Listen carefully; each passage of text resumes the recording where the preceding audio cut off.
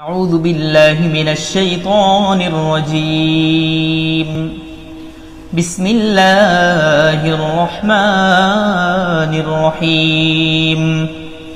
الحمد لله رب العالمين الرحمن الرحيم مالك يوم الدين إياك نعبد وإياك نستعين. اهدنا الصراط المستقيم صراط الذين أنعمت عليهم غير المغضوب عليهم ولا الضالين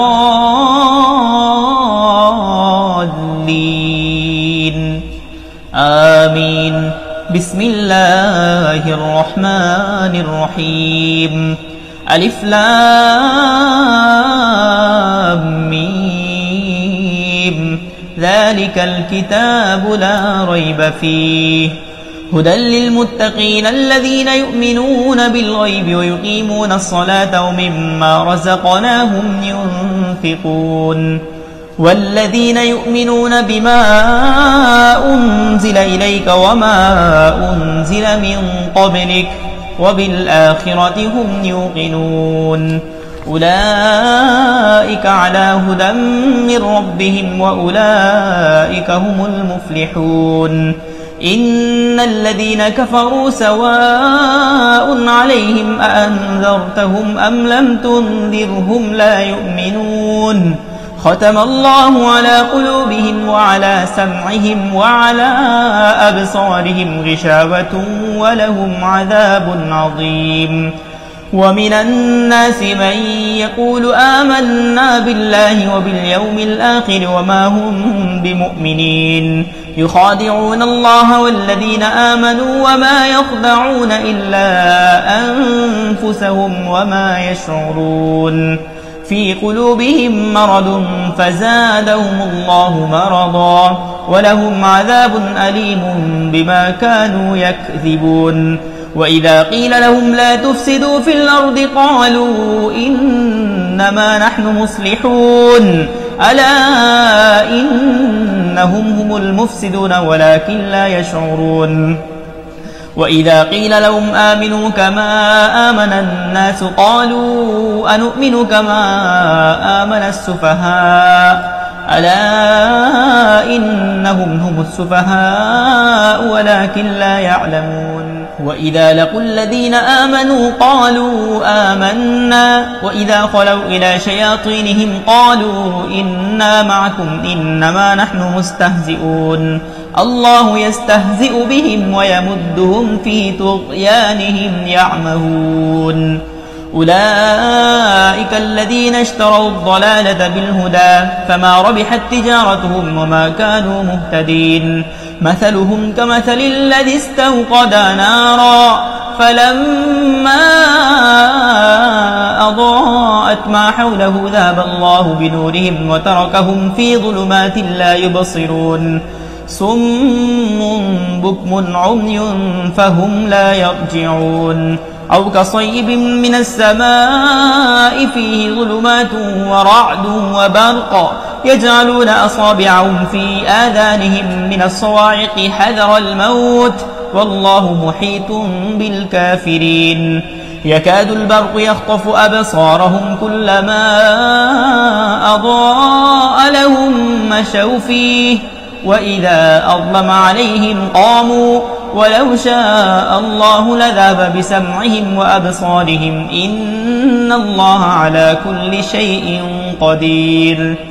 يا أيها الناس اعبدوا ربكم الذي خلقكم والذين من قبلكم لعلكم تتقون. الذي جعل لكم الأرض فراشا والسماء بناء وأنزل من السماء ماء فأخرج به من الثمرات رزقا لكم فلا تجعلوا لله أندادا وأنتم تعلمون. وإن كنتم في ريب مما نزلنا على عبدنا فأتوا بسورة من مثله وادعوا شهداءكم من دون الله إن كنتم صادقين. فإن لم تفعلوا ولن تفعلوا فاتقوا النار التي وقودها الناس والحجارة أعدت للكافرين. وبشر الذين آمنوا وعملوا الصالحات أن لهم جنات تجري من تحتها الأنهار كلما رزقوا منها من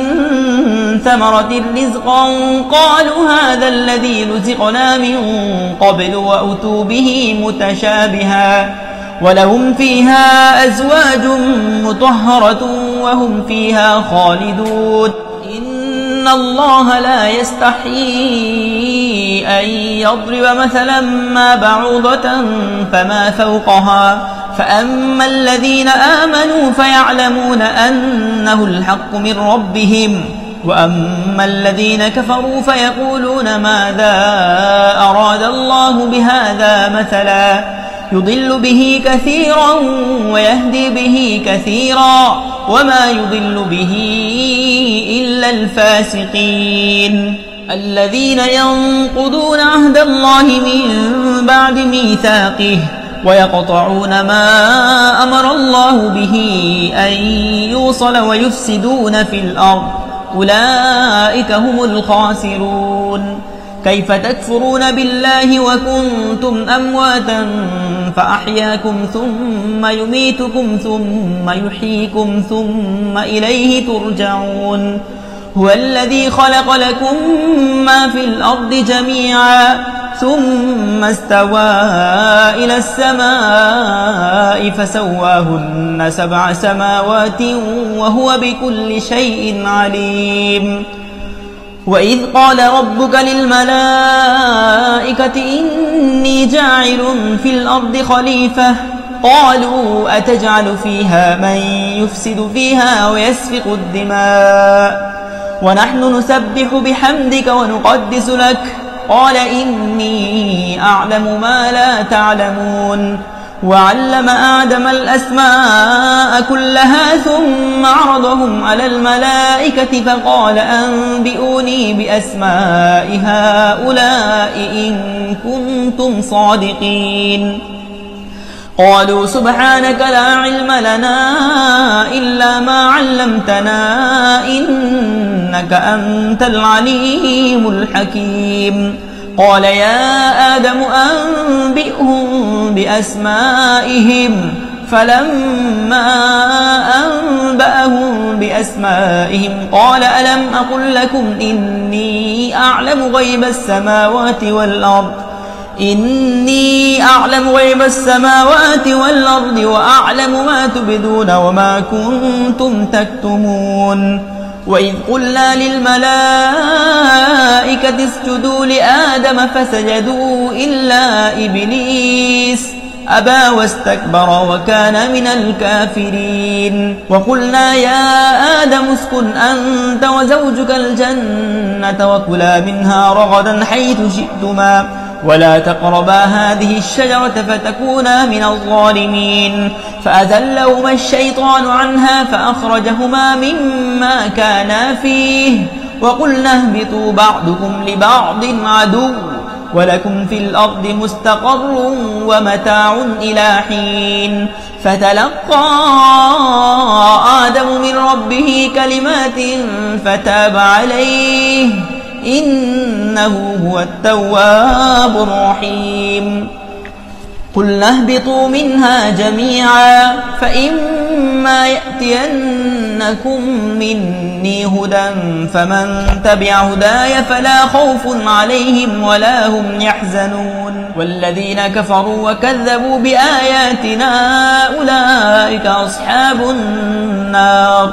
هم فيها خالدون يا بني إسرائيل اذكروا نعمتي التي أنعمت عليكم وأوفوا بعهدي أوف بعهدكم وإياي فارهبون وآمنوا بما أنزلت مصدقا لما معكم ولا تكونوا أول كافر به ولا تشتروا بآياتي ثمنا قليلا وإياي فاتقون ولا تلبسوا الحق بالباطل وتكتموا الحق وأنتم تعلمون وأقيموا الصلاة وآتوا الزكاة واركعوا مع الراكعين أتأمرون الناس بالبر وتنسون أنفسكم وأنتم تتلون الكتاب أفلا تعقلون واستعينوا بالصبر والصلاة وإنها لكبيرة إلا على الخاشعين الذين يظنون أنهم ملاقو ربهم وأنهم إليه راجعون يا بني إسرائيل اذكروا نعمتي التي أنعمت عليكم وأني فضلتكم على العالمين واتقوا يوما لا تجزي نفس عن نفس شيئا ولا يقبل منها شفاعة ولا يؤخذ منها عدل ولا هم ينصرون وإذ نجيناكم من آل فرعون يسومونكم سوء العذاب يذبحون أبناءكم ويستحيون نساءكم وفي ذلكم بلاء من ربكم عظيم وإذ فرقنا بكم البحر فأنجيناكم وأغرقنا آل فرعون وأنتم تنظرون وإذ واعدنا موسى 40 ليلة ثم اتخذتم العجل من بعده وأنتم ظالمون ثم عفونا عنكم من بعد ذلك لعلكم تشكرون وإذ آتينا موسى الكتاب والفرقان لعلكم تهتدون وإذ قال موسى لقومه يا قوم إنكم ظلمتم أنفسكم باتخاذكم العجل فتوبوا إلى بارئكم فاقتلوا أنفسكم ذلكم خير لكم عند بارئكم فتاب عليكم إنه هو التواب الرحيم وإذ قلتم يا موسى لن نؤمن لك حتى نرى الله جهرة فأخذتكم الصاعقة وأنتم تنظرون ثم بعثناكم من بعد موتكم لعلكم تشكرون وظللنا عليكم الغمام وأنزلنا عليكم المن والسلوى كلوا من طيبات ما رزقناكم وما ظلمونا ولكن كانوا أنفسهم يظلمون وإذ قلنا ادخلوا هذه القرية فكلوا منها حيث شئتم رغدا وادخلوا الباب سجدا نغفر لكم خطاياكم وسنزيد المحسنين فبدل الذين ظلموا قولا غير الذي قيل لهم فأنزلنا على الذين ظلموا رجزا من السماء بما كانوا يفسقون وإذ استسقى موسى لقومه فقلنا اضرب بعصاك الحجر فانفجرت منه 12 عينا قد علم كل أناس مشربهم كلوا واشربوا من رزق الله ولا تعثوا في الأرض مفسدين وإذ قلتم يا موسى لن نصبر على طعام واحد فادع لنا ربك يخرج لنا مما تنبت الأرض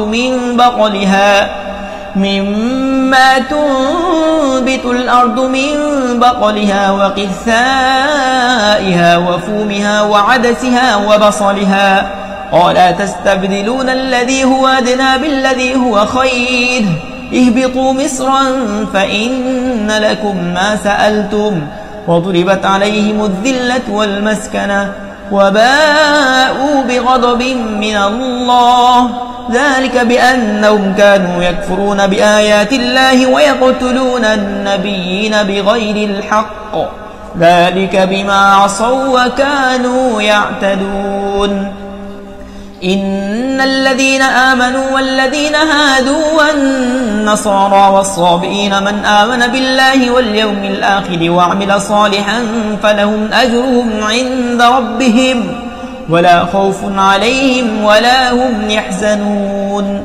وإذ أخذنا ميثاقكم ورفعنا فوقكم الطور خذوا ما آتيناكم بقوة واذكروا ما فيه لعلكم تتقون ثم توليتم من بعد ذلك فلولا فضل الله عليكم ورحمته لكنتم من الخاسرين.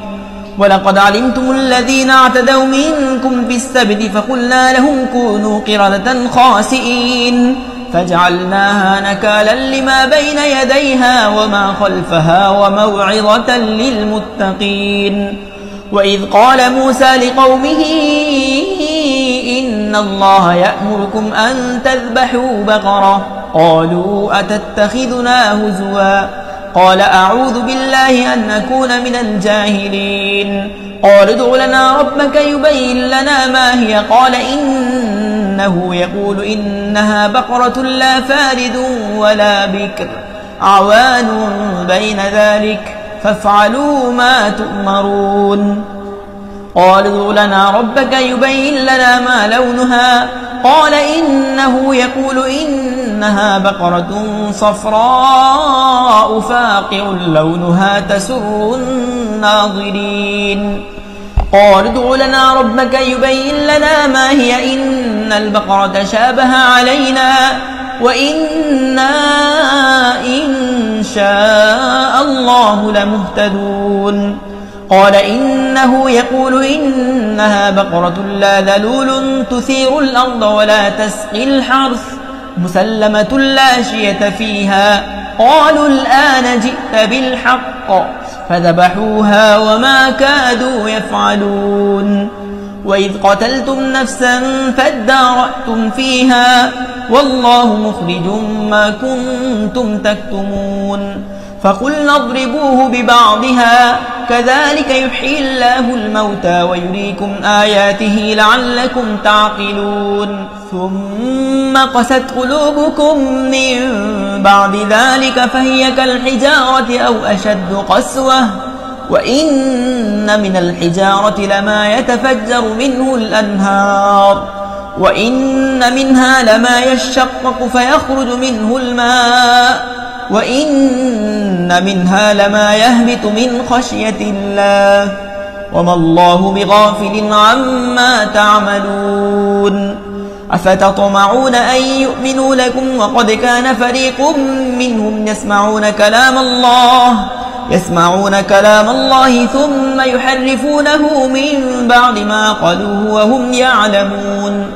وإذا لقوا الذين آمنوا قالوا آمنا وإذا خلا بعضهم إلى بعض قالوا أتحدثونهم بما فتح الله عليكم ليحاجوكم به عند ربكم أفلا تعقلون. أولا يعلمون أن الله يعلم ما يسرون وما يعلنون. ومنهم أميون لا يعلمون الكتاب إلا أماني وإن هم إلا يظنون. فويل للذين يكتبون الكتاب بأيديهم ثم يقولون هذا من عند الله ليشتروا به ثمنا قليلا فويل لهم مما كتبت أيديهم وويل لهم مما يكسبون. وقالوا لن تمسنا النار إلا أياما معدودة قل اتخذتم عند الله عهدا فلن يخلف الله عهده أم تقولون على الله ما لا تعلمون. بلى من كسب سيئة وأحاطت به خطيئته فأولئك أصحاب النار هم فيها خالدون. والذين آمنوا وعملوا الصالحات أولئك أصحاب الجنة هم فيها خالدون. وإذ أخذنا ميثاق بني إسرائيل لا تعبدون إلا الله وبالوالدين إحسانا وذي القربى واليتامى والمساكين وقولوا للناس حسنا وأقيموا الصلاة وآتوا الزكاة ثم توليتم إلا قليلا منكم وأنتم معرضون. وإذ أخذنا ميثاقكم لا تسفكون دماءكم ولا تخرجون أنفسكم من دياركم ثم أقررتم وأنتم تشهدون. ثم أنتم هؤلاء تقتلون أنفسكم وتخرجون فريقا منكم من ديارهم تظاهرون عليهم بالإثم والعدوان وإن يأتوكم أسارى تفادوهم وهو محرم عليكم إخراجهم أفتؤمنون ببعض الكتاب وتكفرون ببعض فما جزاء من يفعل ذلك منكم إلا خزي في الحياة الدنيا ويوم القيامة يردون إلى أشد العذاب وما الله بغافل عما تعملون أولئك الذين اشتروا الحياة الدنيا بالآخرة فلا يخفف عنهم العذاب ولا هم ينصرون ولقد آتينا موسى الكتاب وقفينا من بعده بالرسل وآتينا عيسى بن مريم البينات وأيدناه بروح القدس أفكلما جاءكم رسول بما لا تهوى أنفسكم استكبرتم ففريقا كذبتم وفريقا تقتلون وقالوا قلوبنا غلف بل لعنهم الله بكفرهم فقليلا ما يؤمنون ولما جاءهم كتاب من عند الله مصدق لما معهم وكانوا من قبل يستفتحون على الذين كفروا فلما جاءهم ما عرفوا كفروا به فلعنة الله على الكافرين بئس ما اشتروا به أنفسهم أن يكفروا بما أنزل الله بغيا أن ينزل الله من فضله على من يشاء من عباده فباءوا بغضب على غضب وللكافرين عذاب مهين وإذا قيل لهم آمنوا بما أنزل الله قالوا نؤمن بما أنزل علينا ويكفرون بما وراءه وهو الحق مصدقا لما معهم قل فلم تقتلون أنبياء الله من قبل إن كنتم مؤمنين ولقد جاءكم موسى بالبينات ثم اتخذتم العجل من بعده وأنتم ظالمون وإذ أخذنا ميثاقكم ورفعنا فوقكم الطور خذوا ما آتيناكم بقوة واسمعوا قالوا سمعنا وعصينا وأشربوا في قلوبهم العجل بكفرهم قل بئس ما يأمركم به إيمانكم إن كنتم مؤمنين قل إن كانت لكم الدار الآخرة عند الله خالصة من دون الناس فتمنوا الموت إن كنتم صادقين ولن يتمنوه أبدا بما قدمت أيديهم والله عليم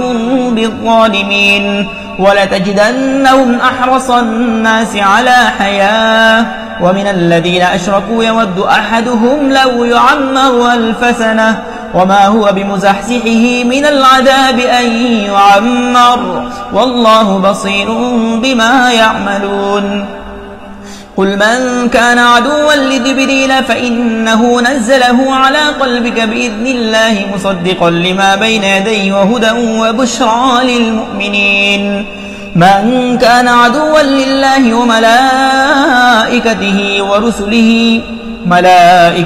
ورسله وجبريل وميكال فإن الله عدو للكافرين ولقد أنزلنا إليك آيات بينات وما يكفر بها إلا الفاسقون أوكلما عاهدوا عهدا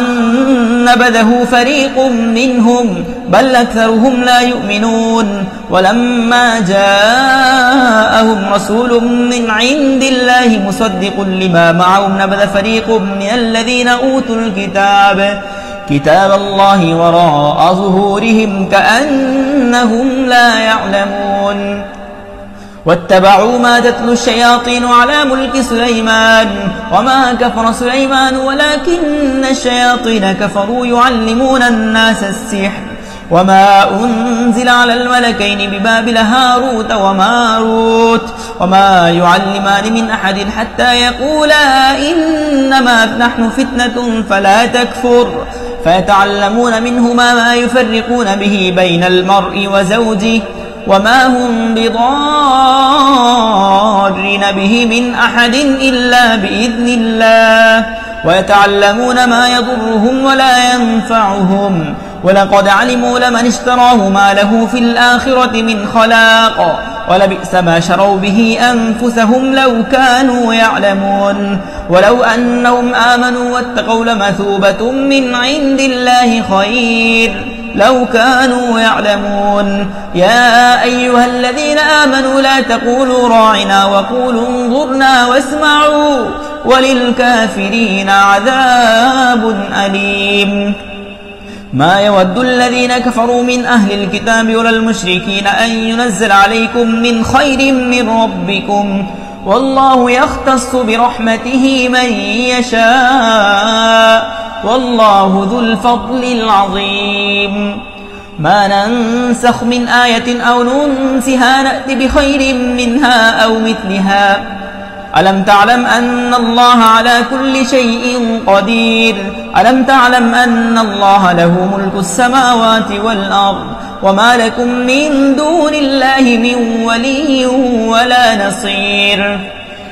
أم تريدون أن تسألوا رسولكم كما سئل موسى من قبل ومن يتبدل الكفر بالإيمان فقد ضل سواء السبيل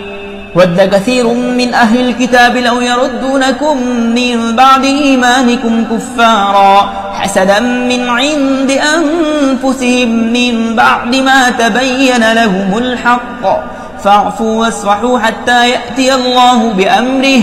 إن الله على كل شيء قدير وأقيموا الصلاة وآتوا الزكاة وما تقدموا لأنفسكم من خير تجدوه عند الله إن الله بما تعملون بصير وقالوا لن يدخل الجنة إلا من كان هودا أو نصارى تلك أمانيهم قل هاتوا برهانكم إن كنتم صادقين بلى من أسلم وجهه لله وهو محسن فله أجره عند ربه ولا خوف عليهم ولا هم يحزنون وقالت اليهود ليست النصارى على شيء وقالت النصارى ليست اليهود على شيء وهم يتلون الكتاب كذلك قال الذين لا يعلمون مثل قولهم فالله يحكم بينهم يوم القيامة فيما كانوا فيه يختلفون ومن أظلم ممن منع مساجد الله أن يذكر فيها اسمه وسعى في خرابها أولئك ما كان لهم أن يدخلوها إلا خائفين لهم في الدنيا خزي ولهم في الآخرة عذاب عظيم ولله المشرق والمغرب أينما تولوا فثم وجه الله إن الله واسع عليم وقالوا اتخذ الله ولدا سبحانه بل له ما في السماوات والأرض كل له قانتون بديع السماوات والأرض وإذا قضى أمرا فإنما يقول له كن فيكون وقال الذين لا يعلمون لولا يكلمنا الله أو تأتينا آية كذلك قال الذين من قبلهم مثل قولهم تشابهت قلوبهم قد بينا الآيات لقوم يوقنون إنا أرسلناك بالحق بشيرا ونذيرا ولا تسأل عن أصحاب الجحيم ولن ترضى عنك اليهود ولا النصارى حتى تتبع ملتهم قل إن هدى الله هو الهدى ولئن اتبعت أهواءهم بعد الذي جاءك من العلم ما لك من الله من ولي ولا نصير الذين آتيناهم الكتاب يتلونه حق تلاوته أولئك يؤمنون به ومن يكفر به فأولئك هم الخاسرون يا بني إسرائيل اذكروا نعمتي التي أنعمت عليكم وأني فضلتكم على العالمين واتقوا يوما لا تجزي نفس عن نفس شيئا ولا يقبل منها عدل ولا تنفعها شفاعة ولا هم ينصرون وإذ ابتلى إبراهيم ربه بكلمات فأتمهن قال إني جاعلك للناس إماما قال ومن ذريتي قال لا ينال عهد الظالمين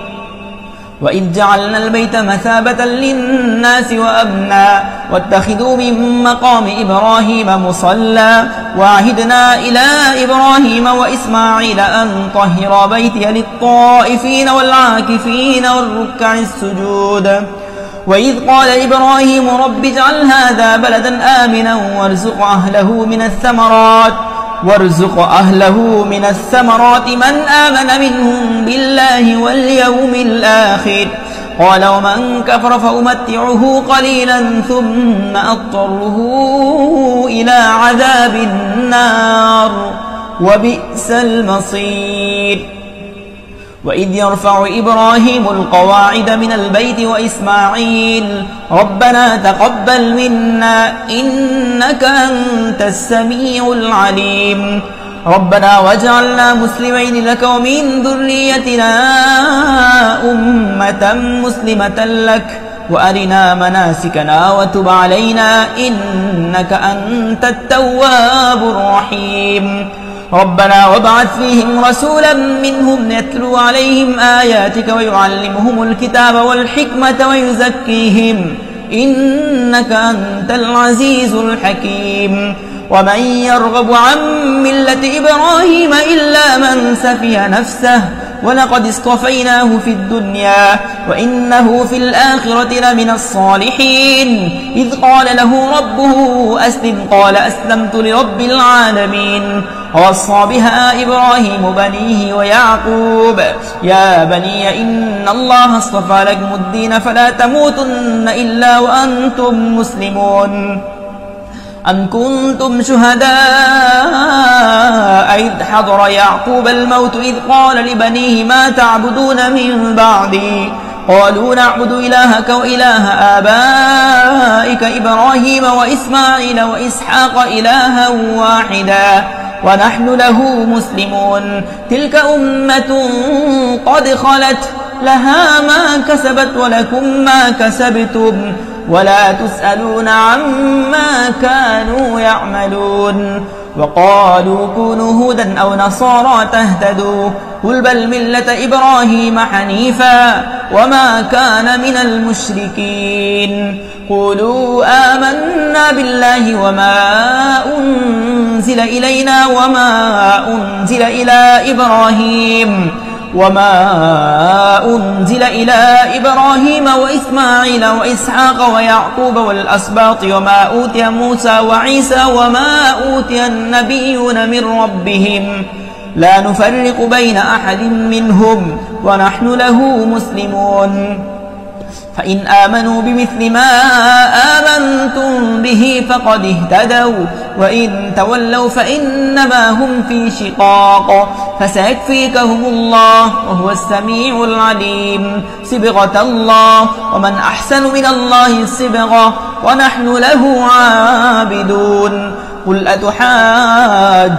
في الله وهو ربنا وربكم ولنا أعمالنا ولكم أعمالكم ونحن له مخلصون أم تقولون إن إبراهيم وإسماعيل وإسحاق ويعقوب والأسباط كانوا هودا أو نصارى قل أأنتم أعلم أم الله ومن أظلم ممن كتم شهادة عنده من الله وما الله بغافل عما تعملون تلك أمة قد خلت لها ما كسبت ولكم ما كسبتم ولا تسألون عما كانوا يعملون صدق الله العظيم.